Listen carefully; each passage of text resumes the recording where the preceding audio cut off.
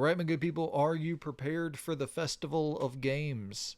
Are you prepared for all the gotcha games that you will be witnessing on Keeley's stage this summer? I know I most certainly am. Listen, man, we know what Summer Game Fest is at this point. His big show is in December.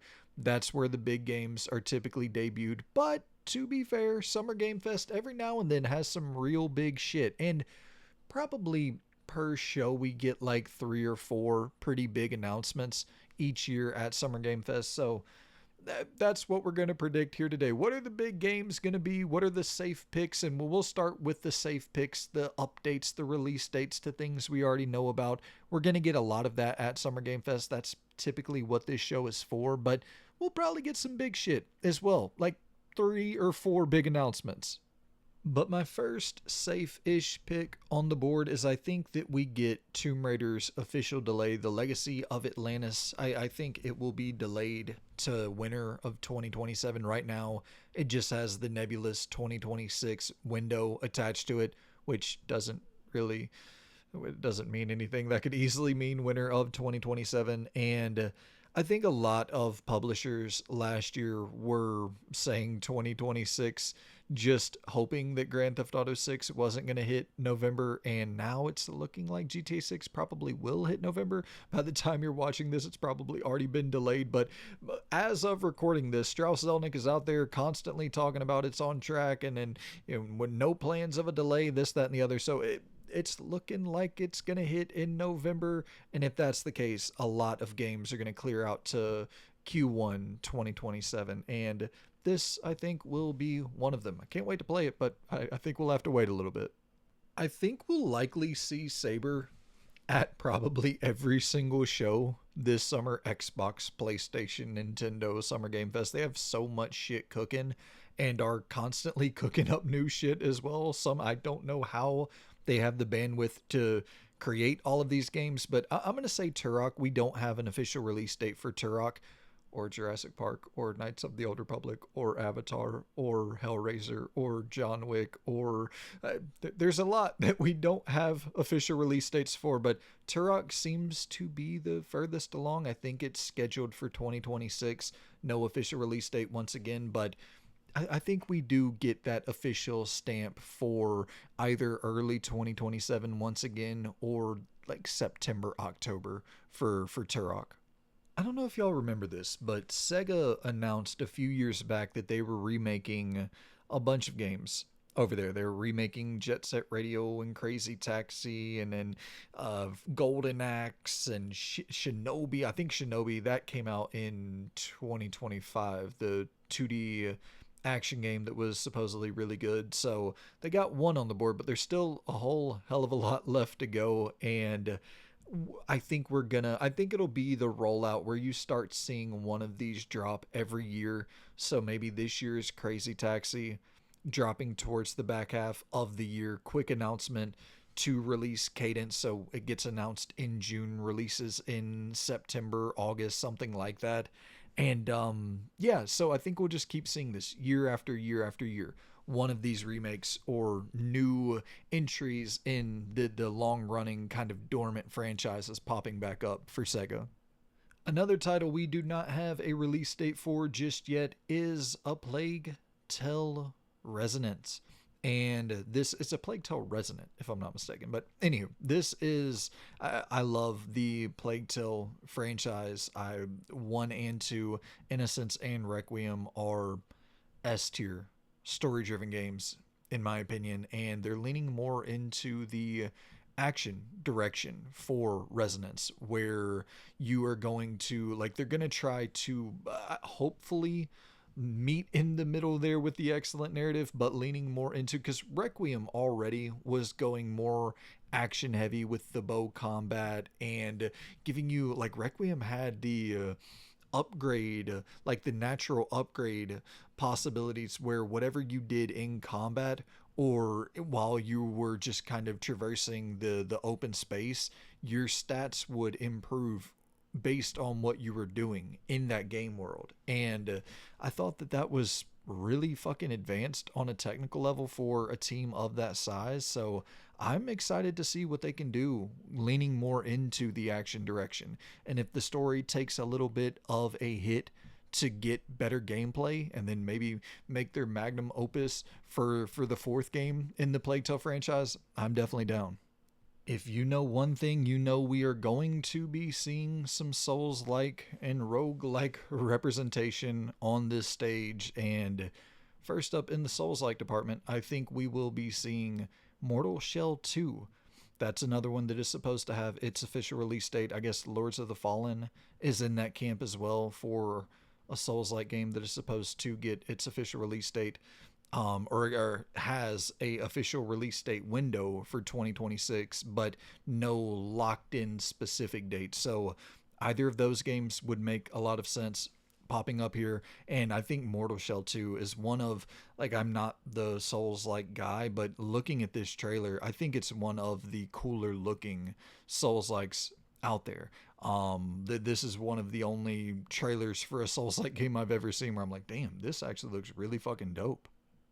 But talk about dope ass trailers. Atomic Heart 2 was revealed last year with a stunner of a trailer. And we know Atomic Heart 1 made a whole hell of a lot of money.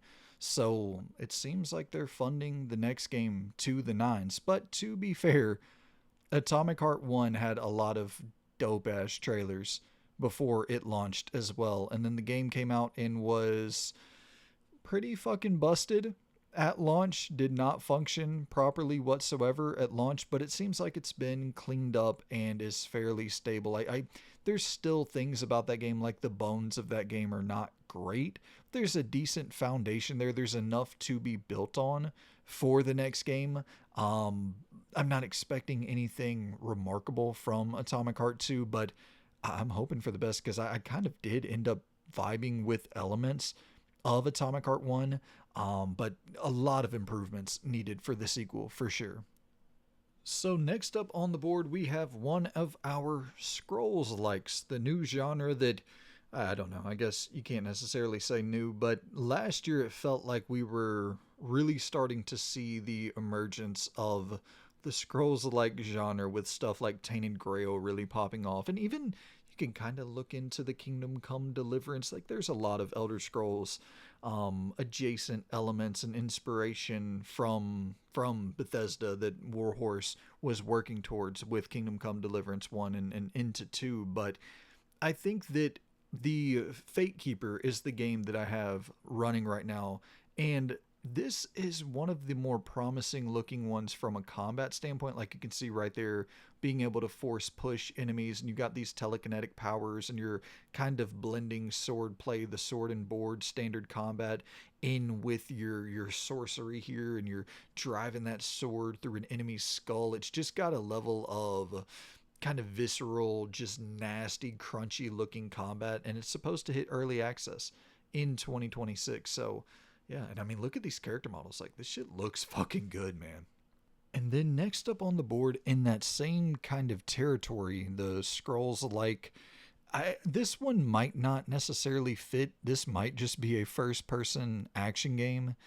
It is a like 1800s Napoleonic era title that is leaning into more of a Souls-like combat, going more in that direction, but with your powers and shit, and you're playing from the first person perspective here. And it's coming from the developers of Ghost Runner, which I find really odd. Ghost Runner was a cool first person, a lot of platforming, a lot of kind of, I would say that game really leaned into the sense of speed and almost like a speedrunner mentality to some degree with the level design in that first, Ghost Runner game. I never played the second one, but this has more, of that early 1800s era weaponry that you're using, and I think there's also magical powers infused in here as well. It's got a lot of weird combinations blending together for whatever the fuck we're gonna get with Valor Mortis in 2026. It's supposed to come out this year, so We'll see if it gets a release date, but we've gotten quite a bit of gameplay, and I think it was announced 2 years ago, if I'm not mistaken.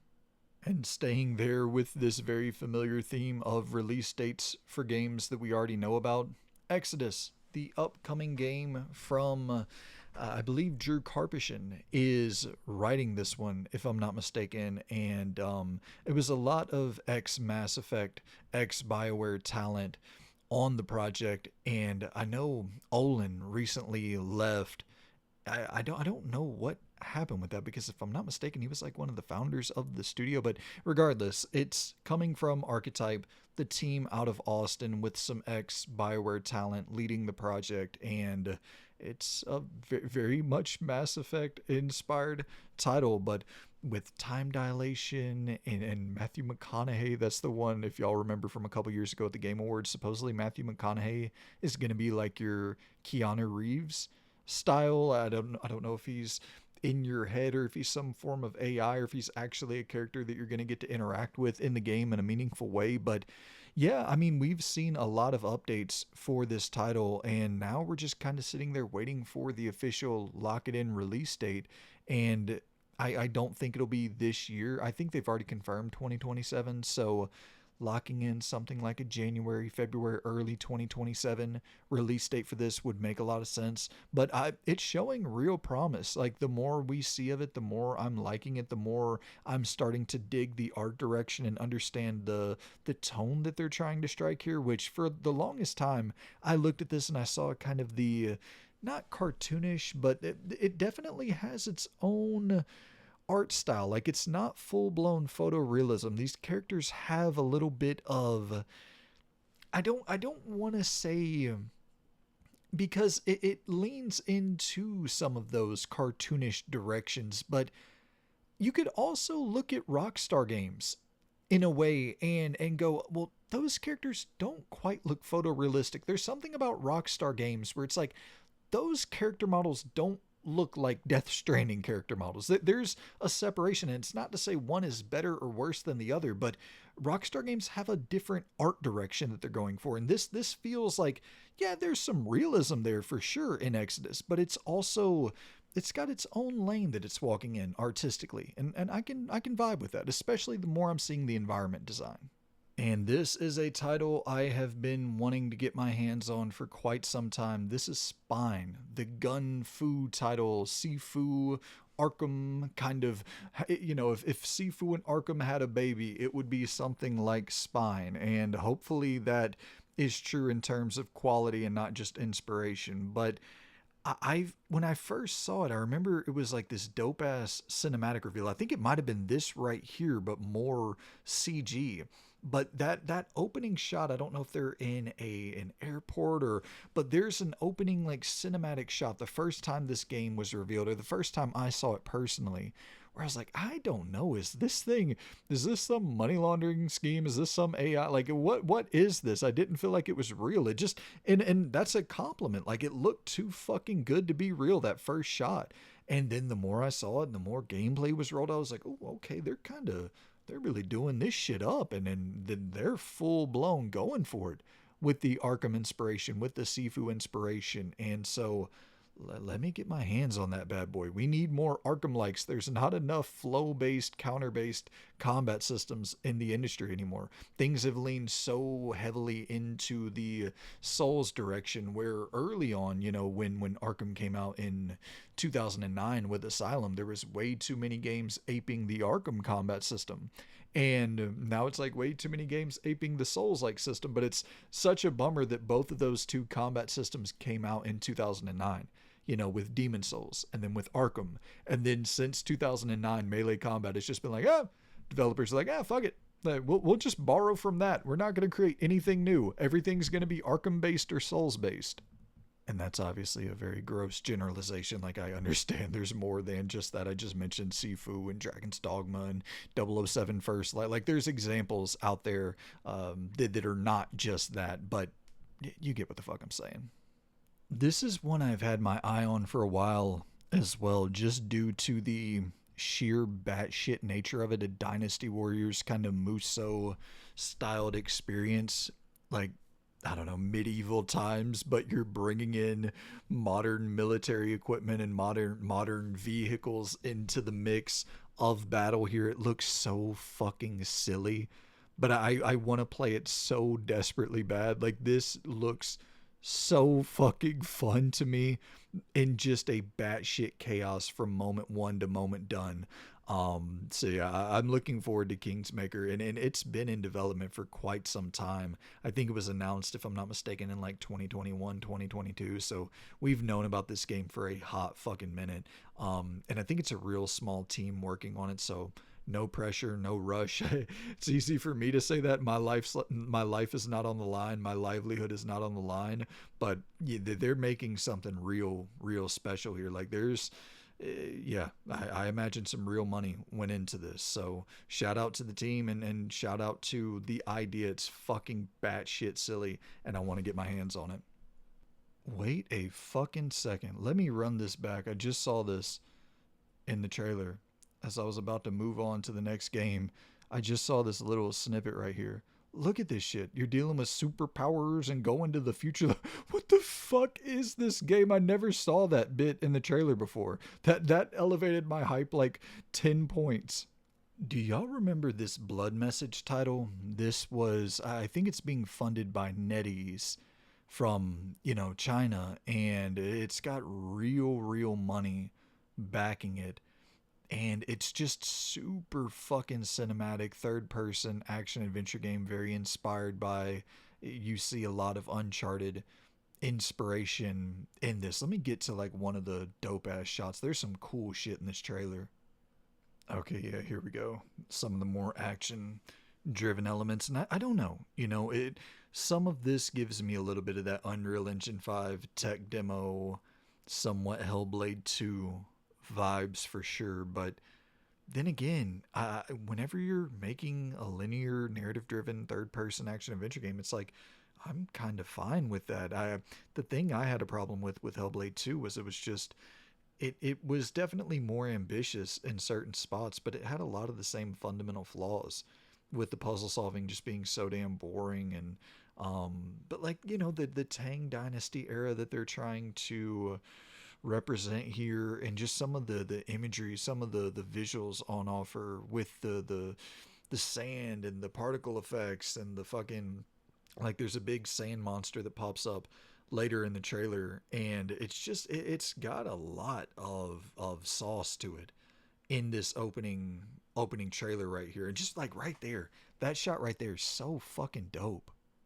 In this section right here, the blizzard, the snowy kind of set piece, once again leaning into the Uncharted. Like, I love good set pieces, and that's something we don't get a lot anymore, because they're really hard to create in open worlds, and we get so many, like, a lot of the big budget single player games are often open world titles, but real great set piece design is just, chef's kiss, man. When it's done right, it just puts you in a place, in a mood. Like, it can pull at all the right strings to lock me the fuck in, like watching a big ass blockbuster film unfold in game space. It was, I've talked about it before, but it's like, whenever I was young, that was such a dream, right? Where I wanted to, whenever I went to watch Bond at the theater, I wanted to play a Bond game. Whenever I went to watch Bad Boys, I wanted to play a Bad Boy game. Unfortunately, the Bad Boys game that I played on the PlayStation 2 sucked, but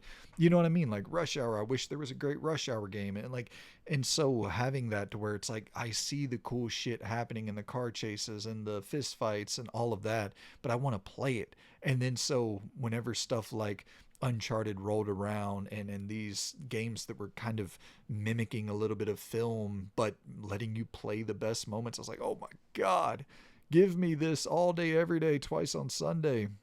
I assume that we should be getting kind of close to seeing the next game in the Nier franchise, or the next, Yoko Taro game in general. I don't know if it will be a Nier game. I think that rumors are suggesting that it will be a Nier game. And just with the way that Nier Automata sold, it sold so fucking well, you would assume they're going back to this franchise for a follow-up or a new entry in the series. And yeah, I played Nier Automata this year. I played quite a bit of it, like 7 8 hours, and I liked it a good bit. I thought the storytelling, maybe not as, it's the thing when you go into it with crazy expectations. You're hearing people say it's like one of the greatest stories of all time, and I didn't quite come to that conclusion. I just finished the first ending. I still need to go back and finish all the other endings. But it was the gameplay was excellent in terms of the variety that they were offering. I wasn't really expecting that at all. So yeah, man, and the storytelling was solid. I'm not saying it definitely is not bad storytelling whatsoever. But yeah, very very curious to see if a new Nier game is revealed this year. I would assume it's about time. And speaking of these character action games, one I really enjoyed my time with was Scarlet Nexus. And I think that was 2021, if I'm not mistaken. So, talking about 5 years, I maybe it didn't sell well enough to get a follow up, but I'd be so down to see a follow up to Scarlet Nexus. And I know that that's a Bandai joint, but Bandai's pretty good about giving devs a fairly long leash and allowing developers to take a few cracks at a game. I don't think this broke the bank in terms of the budget for Scarlet Nexus, so hopefully they get another shot. I think that could be like the world building and shit in Scarlet Nexus was pretty dope. I think they could turn that into maybe not the most milkable, bankable franchise ever, but that could be a little franchise over there for Bandai. A title that I am assuming Bandai is absolutely just frothing at the mouth to get another one released into the wild is for Tales of, well, whatever the follow up is to Tales of Arise specifically, because Tales of Arise I think is the fastest selling entry in franchise history by a large margin. And that game has just crazy production value.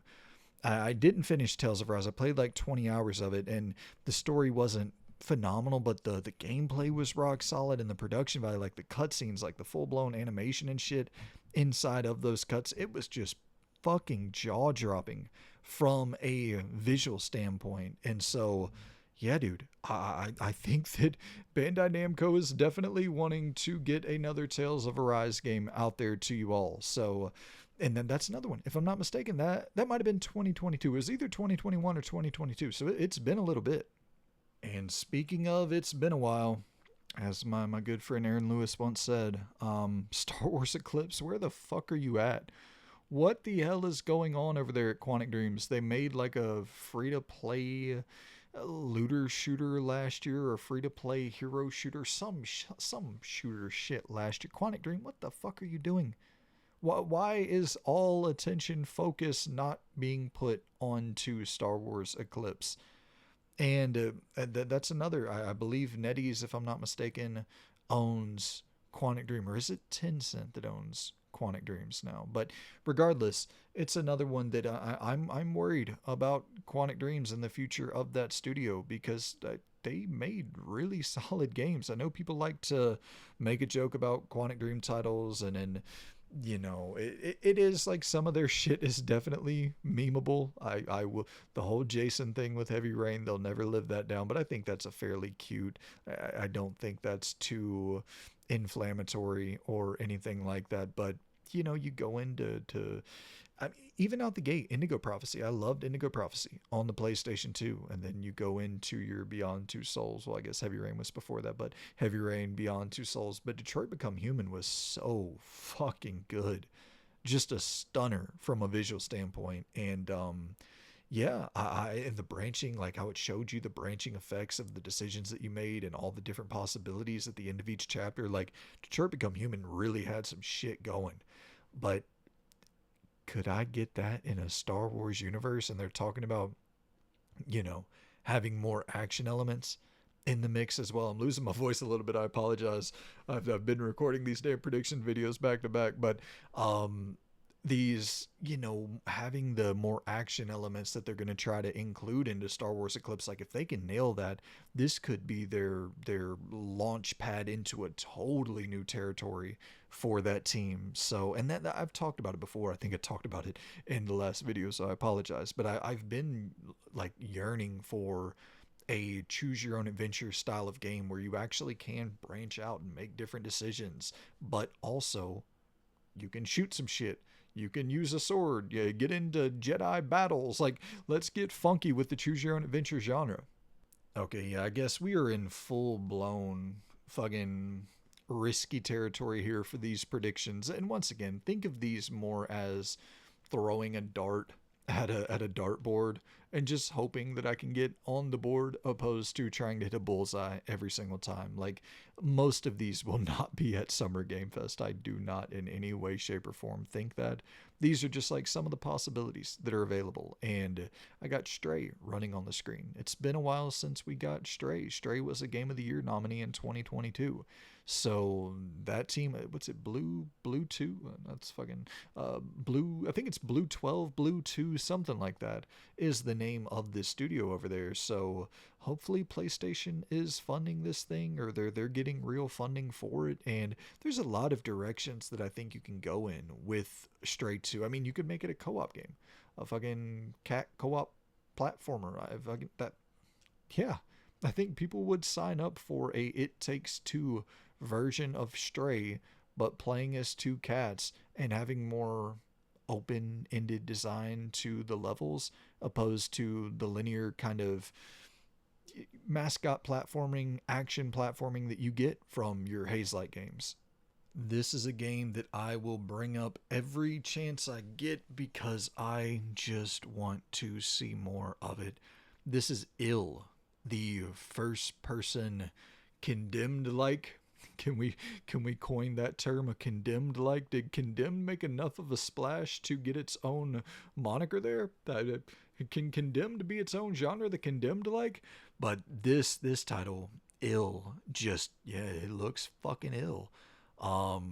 It's the game where the dismemberment and the just kind of physics based the shooting that you're about to see in this trailer looks so damn intense, with the enemies popping out at you and just taking them out one by one and dismembering the fucking bodies. It's got a it just has that kind of grotesque design that, like, okay, I actually had the wrong trailer running. This is because I remember, yeah, we saw it at Summer Game Fest last year, and it's just that they have a fucking a vibe to this thing right here when you're seeing the hordes of enemies coming at you.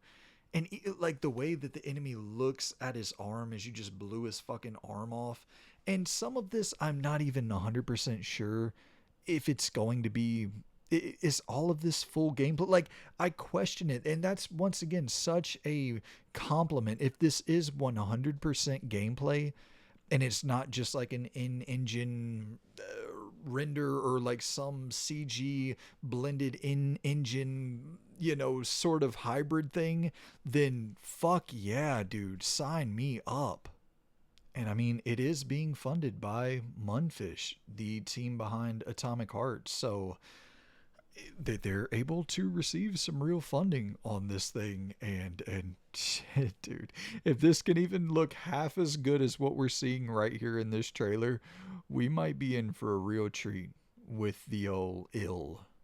And speaking of Sifu likes, as we were talking about earlier with Spine, we also have Acts of Blood that is supposed to be dropping, I think, sometime this year. And we got a good look at gameplay of this last year. And even the corridor design, the hallways and stuff look eerily reminiscent to Sifu. But nothing wrong with some inspiration, and they got more going on here than just a carbon copy of the melee combat. Like you see, you have more platforming in the mix, you have different weaponry. There was weaponry in terms of melee objects, but you have like pistols and rifles and shit that you're picking up later on in this trailer that you can use in combat, so that there's a good degree of variety in here, just mixing it up apart from being a straight up Sifu clone. And hell, I'll take Sifu clones if I'm being real. And I mean, like, I think to something like Midnight Fight Express, this being a more 3D, not necessarily over the shoulder, but a Midnight Fight Express feel with a little bit more budget backing it is kind of the vibe I get here with Acts of Blood. And yeah, you see here, summer 2026 was the release date that they had originally. So, I mean, we're in summer 2026. Can we get a little shadow drop? I don't think that's going to happen. It'll probably be pushed to fall, but or 2027 even. But whenever, take your time, make this shit cook, and then cook it properly. How long do y'all want to keep talking about Judas? Anybody tired of talking about Judas yet? I listen, man. Ken Levine, it's been since 2013 since we've gotten his next BioShock, or his next BioShock spiritual successor or evolution on that formula with the narrative Lego blocks. The presentation that we heard from, what was it, GDC, years and years and years ago, probably close to a decade ago at this point. And yeah, I whenever, wherever, however this comes to be, like, I gotta see it. Just the anticipation alone, one of the great minds of this industry, to see what the next big project he is cooking up. It's like, yeah, yep, absolutely. I want to check this out. Just even from the little bit that we have here of gameplay in the trailer, you see obvious. It's got the BioShock DNA right there, but that is not a bad thing to me. Do I think we're going to get Judas at Summer Game Fest? Absolutely not. Do I think this game is ever going to come out? I do think it's going to come out at some point. It's being funded by Take-Two.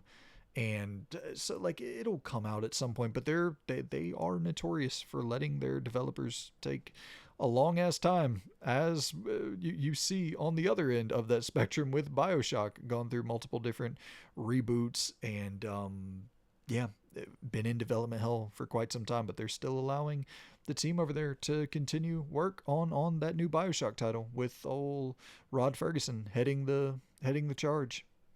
I don't know if y'all played Killer Frequency. It's a indie horror game that came out a few years back, but it was unlike really anything that I'd ever played before, where you're pretty much a DJ in the, I think you're at 80s, 70s. I can't remember the decade completely, but you are a DJ and there's a serial killer in the loose in your town, and people are calling in with sightings of the serial killer, and like all the townsfolk are tuned in to your show to get updates on the whereabouts of this serial killer.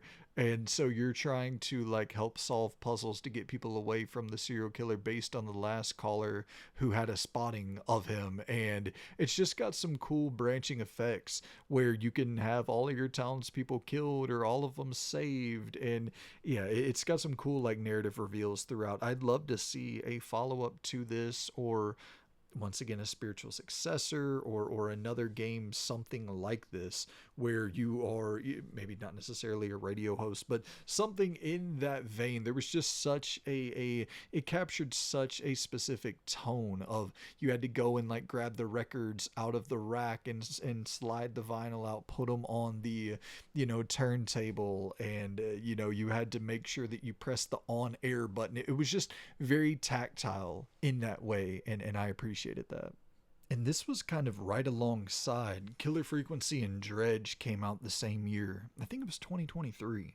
So it's been 3 years. I know Dredge has been getting pretty consistent updates and DLC content and crossovers with other IP. And so Dredge has been doing pretty damn well. I don't see quite that same amount of buzz for Killer Frequency, unfortunately. But yeah, put me back on the damn on the boat. Let me go out and do some dredging and but a full blown game. I'm not a DLC guy. Like, give me a full blown new game.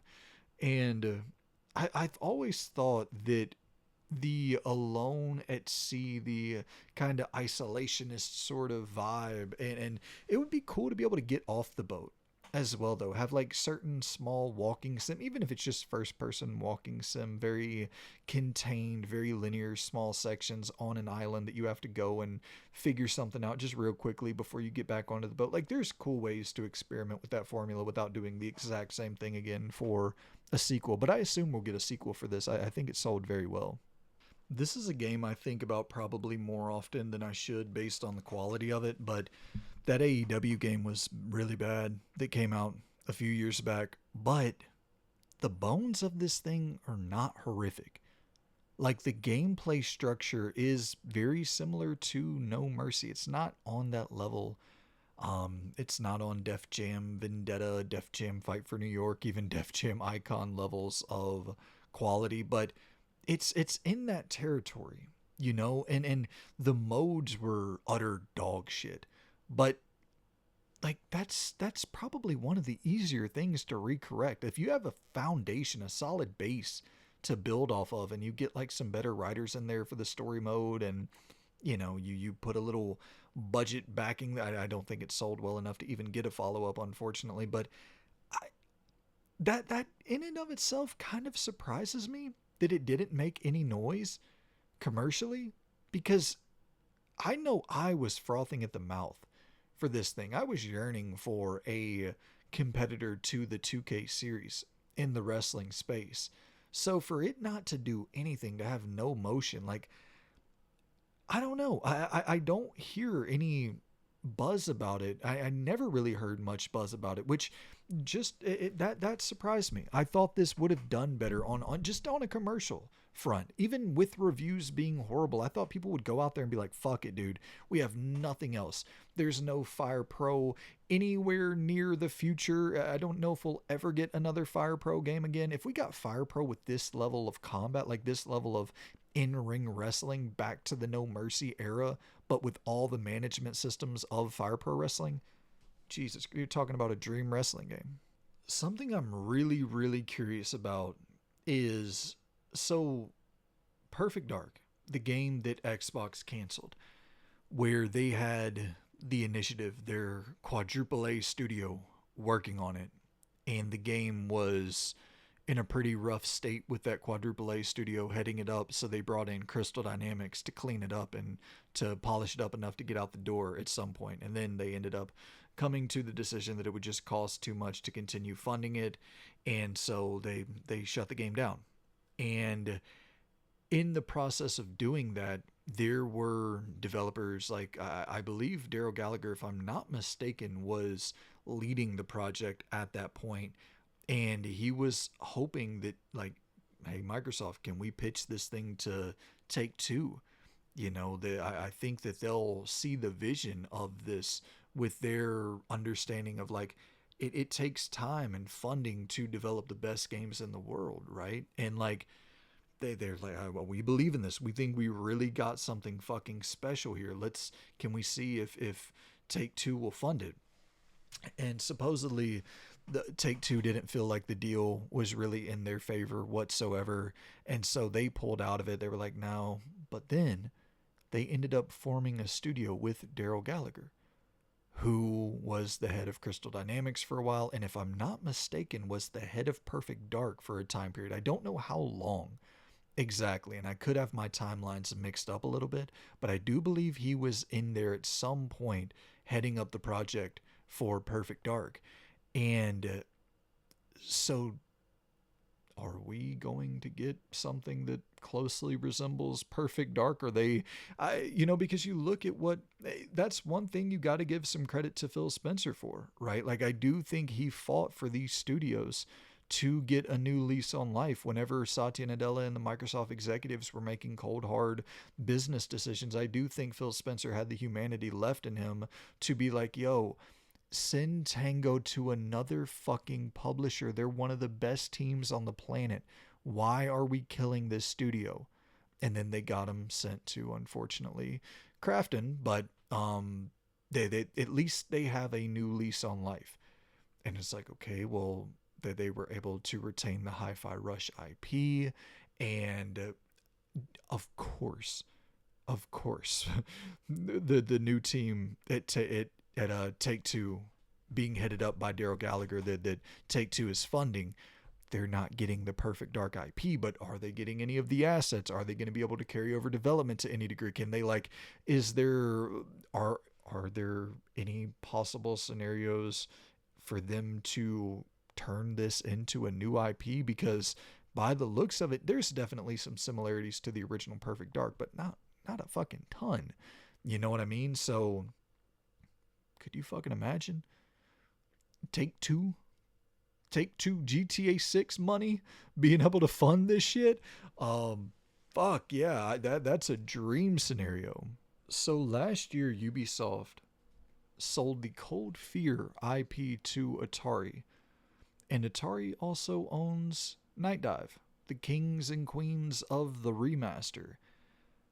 And I'm like, dude, is there a world? Because like I know that they updated it and they got Cold Fear on GOG and they're cleaning it up that way. But like, is there any way we could get a full blown reboot of Cold Fear, a full blown remake at the very least? Because that game, it just got the short end of the stick in 2005, coming out right alongside Resident Evil 4.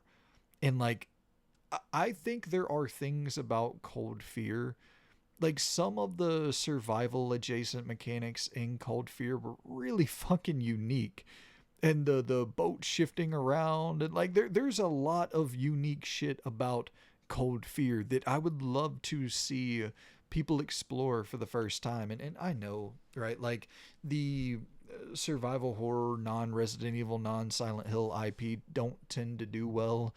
And you look at Alone in the Dark getting that whole entire team getting shut down because of the financial failure of Alone in the Dark, even though that Alone in the Dark game was really fucking good. Really, really good. Like a narrative powerhouse in the survival horror space, which isn't necessarily saying a lot, but it's saying something, damn it. But yeah, dude, Cold Fear getting a reboot or a remake, I would love to see that. Sometimes I feel like Atari just buys IP, or they just do things that they're like, yeah, that'd be dope. Let's do it. Which is so fucking, I love that mindset so much. But it's like, I don't even know, was there some massive business incentive to do this? I do think it would do reasonably well with just like a light remake. You know, if you're not breaking the bank to return to Cold Fear, which I don't think you should, but I don't know. I think there's a little bit of juice, at the very least, left in that IP. I've talked about this a number of times on the channel, so I apologize for the redundancy, but Immortality creator Sam Barlow did an interview a few years back where he was talking about he wanted to create the non-combat Souls game. Your guess is as good as mine. I have no idea what the fuck that could possibly mean, but do I want to see what that means from the mind of the creator of Her Story and Immortality? Immortality is one of the most thought-provoking. Immortality is a game that, like, said very little to evoke such a strong reaction from the player. And then I guess I can only say for me, but there's a scene in Immortality, and everybody who played Immortality will know what that scene is. It I was moved to tears playing that, and I had such a range of emotions, from like just being full completely impressed by what they pulled off, and also being fucking terrified, like the hair standing up on my arms, and just the composition, the light, like everything about this one moment was like, it was, I literally teared up when the moment happened. And it wasn't anything that was, it wasn't a moving moment narratively per se. You can read into it, which is easy to do, and it is, but it wasn't necessarily moving narratively. It wasn't necessarily something that is like, it wasn't a moment that sometimes when I play big ass AAA open world games, this is so fucking corny to be admitting this, but sometimes when I play like a big ass AAA open world game and I'm like scanning the environments and doing the cinematic panning with the camera as I walk slowly with the character and rotate the camera, and I just look at the vista that's off to the distance and the draw distance is incredible and like all of these things, and I'm like, I can almost get moved to tears from just the technical wow factor of like, I can't believe, like sometimes even if I'm just playing something that I think is unbelievable, I'm like grateful to be alive to experience it and just have this sense of euphoria wash over me where I'll get a little misty eyed being like, oh my God, I'm so fucking grateful that I am getting to experience this. But this was something totally different. This moment I'm talking about, it taps into such a different brain like chemistry that I can't explain, and even if I were to spoil this moment, it wouldn't do it justice really. Like, it's something you just have to see and be there and experience to get the true range of emotions that it's going to hit you with. It's fucking impressive, man. That's a very fucking impressive video game. I assume that Neon White sold decently well, and it's the studio Angel Matrix. Yeah, Angel Matrix. Like, I would assume we're gonna get a follow up to this. I really, really think this game is, the moment to moment gameplay is just excellent, and the deck building aspect that you're throwing into a speed run based first person shooter, it just had a lot of cool mechanics. I hope that they remove the anime like fucking visual novel shit from the game, or just lessen it to some degree. Oh, I don't know. You would think that that game had motion for sure. When it came out in 2022, 2023, it had some motion. It had some real buzz. I heard a lot of conversation about Neon White. So hopefully they just receive more funding and can do more with the story. Like, if you're gonna have a legit story, like have a legit story and fund it. I know Annapurna funded the first one, but I don't know if they own the IP. I assume they do not own the IP. But whoever funds the next one, let's get it cracking. El Paso Elsewhere was a game that came out a few years ago from Xavier Nelson and, Jesus Christ, I remember the name of the head of the studio, but I'm forgetting the name of the actual studio. Wonderful. How the fuck is that even possible? But the team, Xavier Nelson's team, they create games every damn year. I mean, multiple games a year typically. But they just recently did that tactical TMNT title. The is it a turn-based tactics? I can't remember the exact genre, but they got to make a TMNT game, which is just dope as fuck. So hopefully they got some real funding from that and are able to take a well-deserved rest, a well-deserved vacation. But El Paso Elsewhere is their title, and they've made another El Paso based game. And so it's kind of like this little franchise that they got incubating over there, and it's a Max Payne bullet time. It's taking inspiration from that PS2 era and those mechanics specifically, but telling a really, really, really fucking dark vampire story with PS1 kind of, these PS1 graphics that you're seeing on the screen here. But yeah, I would be so down to return to this universe, or rather it be El Paso Elsewhere 2, or just another continuation with a new name in the franchise, or just really anything that they're doing, I'm kind of on board for. They have that first person shooter title that, once again, I'm blanking on the fucking name. It's midnight while recording this, so my brain's a little bit foggy, but they have that. I'll pull it up real quick. Okay, here we go. The name of this title is I Am Your Beast, and the name of the developer is Strange Scaffold. But I Am Your Beast is a first-person speed running game it's getting a physical PS5 release this year, and I think I got that pre-ordered, if I'm not mistaken. I really want to jump into this, kind of like a John Wick style story that they got going on here. Your one last job, that type of shit. Or it's like one last job that you turned down, and now the contractors are out for blood. They're trying to kill you and sending a bunch of goons your way. Just looks dope as shit. I know that People Can Fly, the team that did Outriders, and they also did that. Was it Gears of War Judgment, if I'm not mistaken? Um, but yeah, People Can Fly, shooter based studio. Supposedly they're working alongside PlayStation for some upcoming IP. I don't know, new IP. Is it Killzone? Is it Resistance? Or you just creating something brand new for PlayStation? But a team that has legitimate prestige in the shooter genre has created some really great shit. um, I'm assuming probably this will be another live service game from Sony, unfortunately. But if you can do the old school approach to game design, where it's like, here's a single player mode that's 5 hours long, that really isn't the focus of the game, but we're gonna attach this thing to the product. That way, whenever we take the servers offline in 6 months, you'll at least have a single player thing to return to, and the game won't completely fucking be delisted.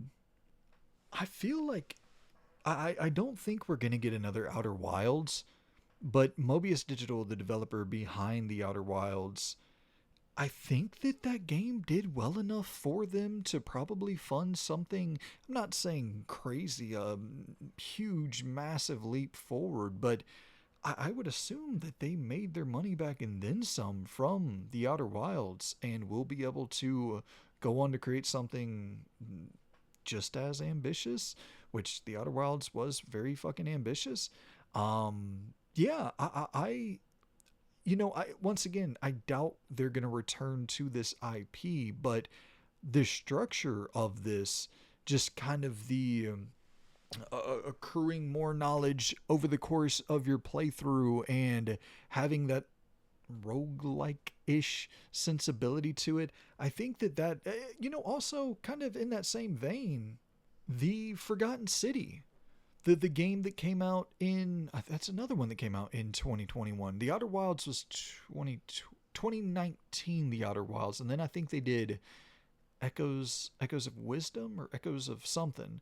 Um and so they've been busy with that franchise. But the Forgotten City, the team over there, Modern Storytellers, they, or Dear Villagers, it's one of those two logos that popped up, is the main development team, and I guess one of them might have been the publisher. Anywho, the Forgotten City was initially just a Skyrim mod, and then they turned it into like a fully fleshed out, pretty damn big, I wouldn't say role playing game, choice based adventure game, we'll call it, that had that same roguelike structure to it, or the time looping game, I guess we'll call it, where you're just accruing knowledge throughout your playthrough, and then the next run you go into it with the knowledge that you found from your last, and then it just stacks. It has that stacking effect, and that's how you solve the mystery of the game. It is just like you get more items and more knowledge, and whenever you grab a bow in one run, it carries over with you into the next. There's just some, they got some cool shit in the Forgotten City that I would like to see transferred over into another game, and not even necessarily anything bigger. This scope, this scale, I is perfect for whatever they're doing next. And so we've been pretty much talking about games of a mid-range ilk, or not necessarily, games that wouldn't blow you away if they were revealed, games that aren't like massive surprises. But let's get into that crazy territory. And as you see, the trailer I have running is Code Veronica. I don't even know. We'll start light, because I don't know if that would necessarily blow people away. RE9 drops this year, and they just launched their DLC for it with the Leon roguelike mode. And so plans with that are, I'm sure they'll do more additional content. That game sold gangbusters, but Onimusha is their next plan. But they typically have 2 or 3 games that they're marketing simultaneously. So Onimusha is kind of left on an island right now. So if it needs a buddy on the island, Code Veronica can apply the island, and or can provide the island and the companion on the island there. Yeah, man. I can't wait for people to get their hands on Code Veronica. I think this game is so much fucking better than people understand, and it's so much darker. I hope they really, really take a darker approach to the storytelling and get rid of the campy shit and just lean into how sadistic and vile and fucked up this story was from, was that the 2000, yeah, the launch of the Dreamcast. So shout out, or the Dreamcast was 1999 and this came out in 2000, if I'm not mistaken. Anyway, Code Veronica, I don't think that would be too crazy if it popped up at Summer Game Fest. And I think that this will not, here we go. I'll go ahead and throw out a bold prediction. I think this will show up, and I also think it will have a early 2027 release date.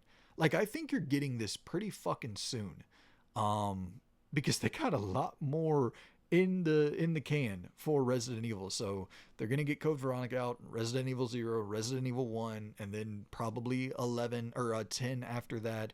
They'll be developing 11. They'll be developing RE5 remake, like and then they're gonna go to Dino Crisis. Bookmark this.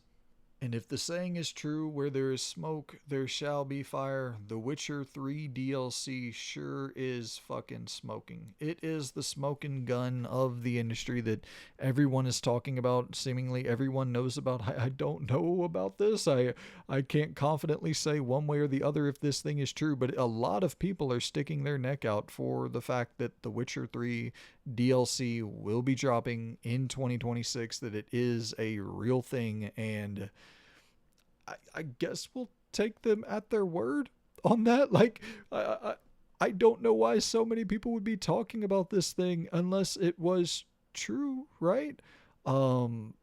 It seems fucking nuts 10 years later to drop a DLC, but at the same time, like, is there a gap you need to bridge before we get to The Witcher 4? Is there something narratively you need to touch on, to clean up, to conclude, whatever the case may be, before we get to The Witcher 4? And is that why you're doing the DLC? But would you not just put that early in the game for The Witcher 4? I don't know. Like, I can't really comfortably pin down the direction or the intention or the need for this thing, and why they wouldn't just include whatever this is in The Witcher 4 unless it's been just gestating for years. And is it going to be fucking massive? Like, because The Witcher 3, the Blood and Wine, Hearts of Stone, like, those are big boys. Those are full games for lesser studios. So sign me the fuck up. But I like, a part of me doesn't believe it, but I guess I gotta believe it, right? I'm really wondering about that damn Iron Man game from Motive over there at EA after Dead Space 2023 that dropped, and they went right into Iron Man development on Iron Man. But a lot of these projects have been getting canceled left, right, and center, and then that's why I don't have Marvel 1943 on the list either here, because I've been predicting it for years and years. This is another one that's getting into that territory. Like, I've been predicting that we'll see this for so long that, but I guess, I don't know, 2023, it's 2026 now. Yeah, that's only 3 years, and this is probably going to be a pretty fucking big project. EA Motive's really, really talented. That Dead Space remake was excellent, so I would love to see something on this Iron Man game from EA Motive. But, when you look at Black Panther, when you look at Marvel 1943, whatever the hell is going on with Amy Hennig's game over there, I just don't have a lot of faith in non-Insomniac Marvel games. Hopefully Blade is one I have a little bit more faith in with Arcane. But yeah, I hope to see it. I don't expect to. That's why we're in this territory. When trying to predict like a big game, I'm thinking in this section that we're talking about here, I'm trying to think of like, what is the one last thing? What is the final reveal for Summer Game Fest? Because everything we've gone through so far to this point, other than Code Veronica and The Witcher 3, I think everything we've talked about in the last three these aren't predictions, the last three darts we're throwing at the dartboard, could all close the show, no doubt. And so I'm just trying to think in that story, like, what are the show closers?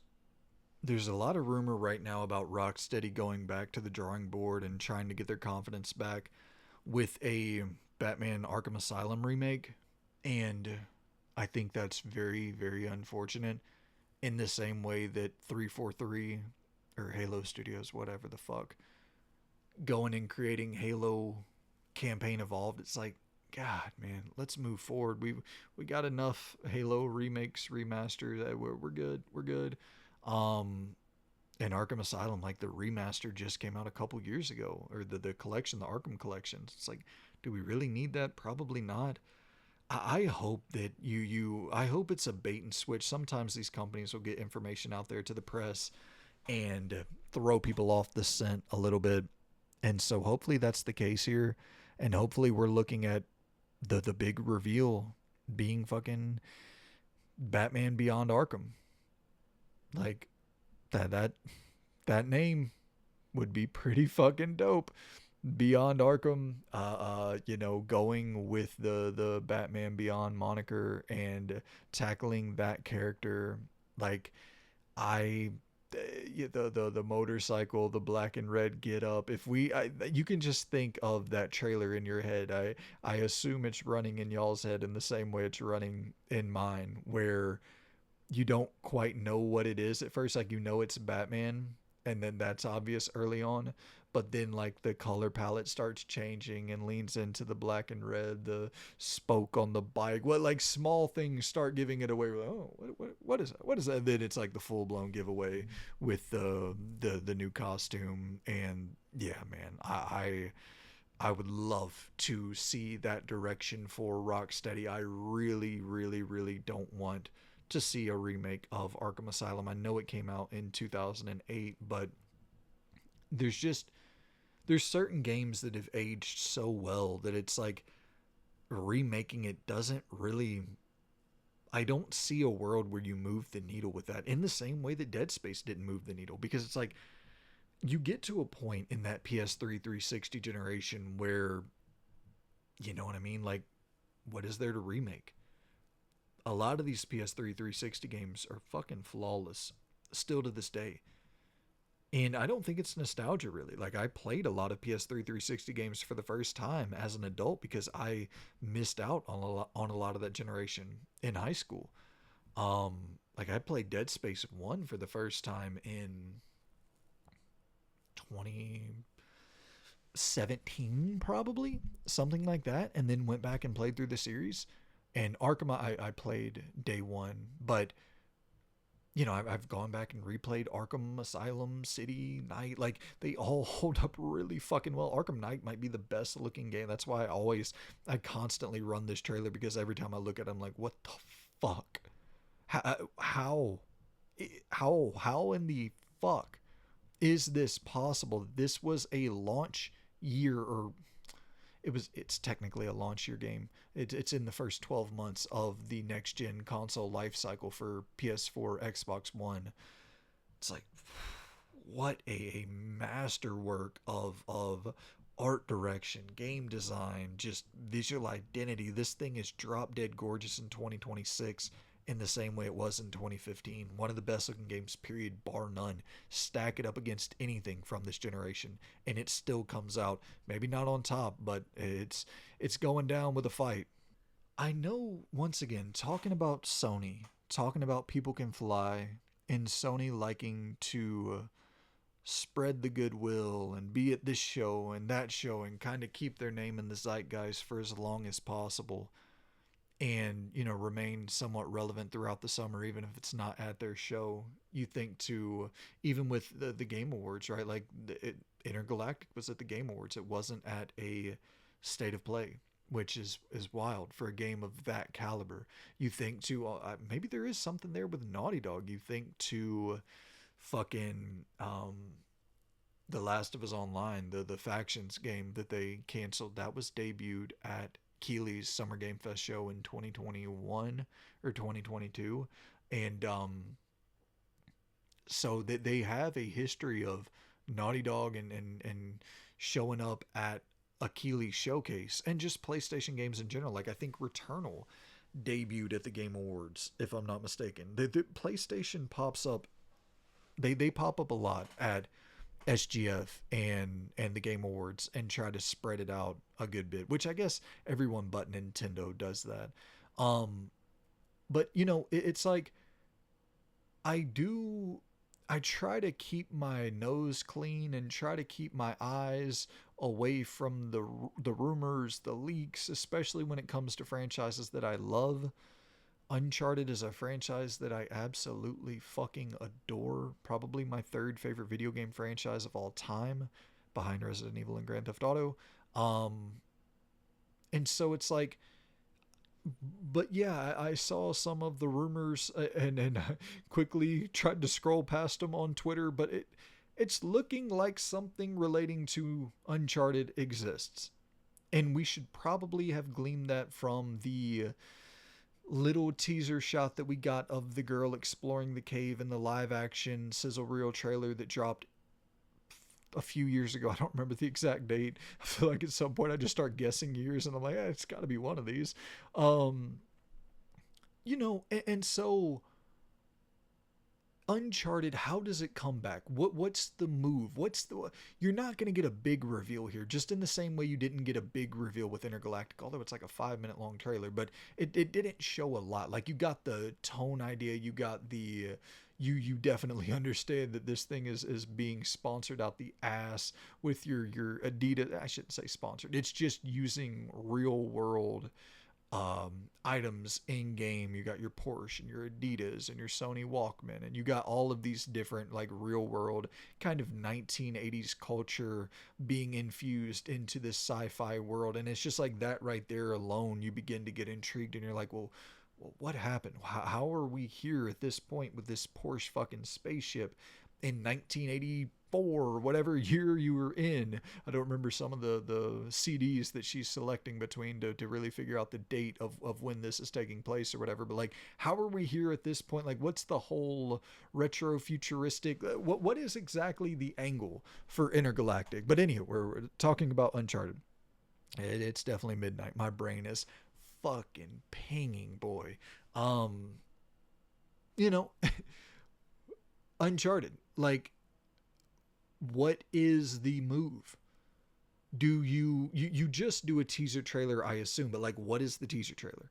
If it's here, if it's the show closer, how does it close the show? What is the tease? Is it just Nate and Cassie talking and like alluding to an adventure? Like, what is the adventure? You know what I mean? Like, what treasure are you finding? What's the hook that gets the player in? Do you even see the characters, or do you just hear them? And does it just shut off the final reveal? Uncharted 5 coming soon. Like, that would be enough. I don't know if that's enough to close a show. Ooh, you know what might be the show closing angle of all of this? Do you do Uncharted 5 coming soon exclusively to PlayStation 6? Could that be the thing? Because like, as I try to figure out the angle for this, to figure out like the direction you take to make people understand that this is a massive fucking deal, that would be the first PlayStation 6 reveal, period, right? Of any game publicly announced for that console. That could be something that closes the show without a doubt, even if there's no information other than that. Um, like that, yeah. Maybe that is the direction you go. And maybe, do you not even call it Uncharted 5? Do you run something like, I got the Lost Legacy trailer running right here since it's the last Uncharted game? Do you run something like that? Because my theory is that's going to be the case with Venom, where Venom is going to be a smaller title debuting in 2027 or 2028 alongside the launch of the PlayStation 6. And do you just do the same thing with Uncharted, a smaller scaled experience that drops 2029, Intergalactic 2028 or 2027, late 2027 for Intergalactic, and then 2028, 2029 for the next Uncharted game? And it could be something smaller. Sully, Cassie, going back to the 70s as Sully, or there's just a lot of different directions you can go. That franchise has limitless potential for the directions you can go in. I don't think it has to be a Nathan Drake driven story at all. Do y'all think Metal Gear Solid 1 could close the show? Would that be big enough to close the show? Because we got Metal Gear Solid 1 is definitely being remade. I mean, I think Metal Gear Solid 3, the remake, if I'm not mistaken, was the fastest selling Metal Gear game in the first. It was I think it was the fastest selling game of the first 24 hours, like selling over 1 million copies in 24 hours. But I think it was the fastest selling game in franchise history for the first week or month as well, if I'm not mistaken. I could be wrong on some of that shit. Once again, my brain stops working at a certain time, and it's well past that time. But, it's just this thing of like Metal Gear. I think they probably should have went with MGS1 as the first game regardless, because there is just a sense of confusion. Even though the timeline, it makes sense to do MGS3 first, but man, seeing Shadow Moses completely remade, that's the reveal, right? If you close the show, that's the reveal. You get to really see Shadow Moses remade, and that's your end. You close the show on that would totally work for me. I don't think that the Steam machine is big enough to close the show. I think it could definitely have a spot, an ad spot in the show if it's alone. If it's not alone, it's a different question. It's a totally different conversation. If that's coming with Portal 3, Half-Life 3, Left 4 Dead 3, if it's coming with one of those threes, even Deadlock, launching day and date on the Steam machine, like that's probably a big enough 1-2 punch to get a final spot at Summer Game Fest. And they always do launch it. It could be a very irrelevant game, like a throwaway title for the Steam machine, just to kind of get people to tinker with something for a little bit on the machine. I kind of doubt it, though. The way that rumors are starting to circulate, like I've heard $600 for this thing, and they're willing to take a loss on it now. It's like, why are you doing this? You don't have to do this. The only reason I could see them willing to take a loss on this thing is if they're trying to make some noise and really stir up a wave with this device. I'm not saying they're going to take on PlayStation or Nintendo. It's not that type of thing. Like, I think at max you could sell 15 to 20 million of these units, which would put it even below an Xbox, because it has no retail presence. So you're limiting it by just tenfold compared to the competition. Unless it does have retail presence, like that's another component here where it's like, is that announced where you pre-order at your local retailers? Like, I don't know. Valve has the capability, they have the power to make moves like that. They just choose not to. And that's the thing where, here we go with the rambles. People were like wondering why PlayStation would possibly pull their PC ports away from Steam. And it's like, motherfucker, they're starting to step into the living room. And if they're making big plays, like, don't wake the sleeping giant. And Valve is that sleeping giant. And if they have all of your fucking franchises, all of your IP in, and then you got all of the exclusive PC games from independent developers that don't have the funding to port to PlayStation, Xbox, Nintendo, etc. And then these games end up becoming peak and Schedule 1 and some of the biggest games on the planet. And then you can also play Spider-Man and God of War, like, and Wolverine. You need a reason to buy that fucking PlayStation 6. So I understand the PR reasoning for doing this, and the timing is just so obvious in my opinion. They're not shaking in their boots, but they're looking over to Seattle and being like, those motherfuckers have been sleeping for a while, but they're starting to wake up and realize that they could make a play for the living room. And if they get to store shelves, that's a real problem for us. Anywho, that's the fucking video. 7 hours later. Thanks for watching. Consider supporting on Patreon or becoming a YouTube member. I do genuinely greatly appreciate you guys for tuning in. I apologize in advance for the long ass ramble. I know all of these prediction videos were long as shit. I think that next year, because what I do is I just jot down names. I got a laundry list of names here, but nothing attached to it. So I have no like rough idea of where my ramble is going to go. I just say, oh, okay. Mortal Shell 2. What the fuck do I say about Mortal Shell 2? I don't know anything about Mortal Shell 1. Let's find a minute worth of content to talk about here. But yeah, man, I appreciate everyone for tuning in. I hope y'all are excited for showcase season. I really am. I'm really excited this year. This is a big year in terms of. It's not going to be a big year in terms of new reveals, I don't believe. I think it's going to be a big year in terms of, oh my God, oh, right, that, and Gears, and Halo, and Fable, and Forza, and Control, and Star Wars Galactic Racer, and Tomb Raider, and Ace Combat 8. That's another one that'll probably be here. All of these games that are scheduled for 2026 that do not have dates because they're all just looking over there like, hey, what the fuck? When is Rockstar going to start their marketing? Are they delaying out of November? Can we go to November?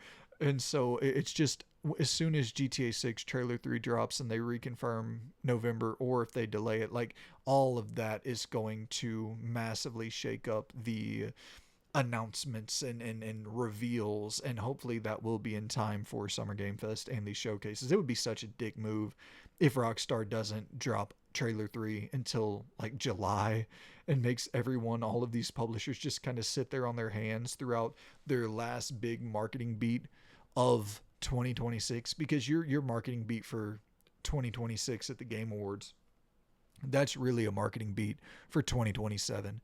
You know what I mean? You're revealing those games to launch the next year. So anywho, guys, appreciate y'all for tuning in. I'll catch you good people in the next episode. I'm going to go take my ass to sleep. Have a good one, guys, and I'll see you very soon. Goodbye.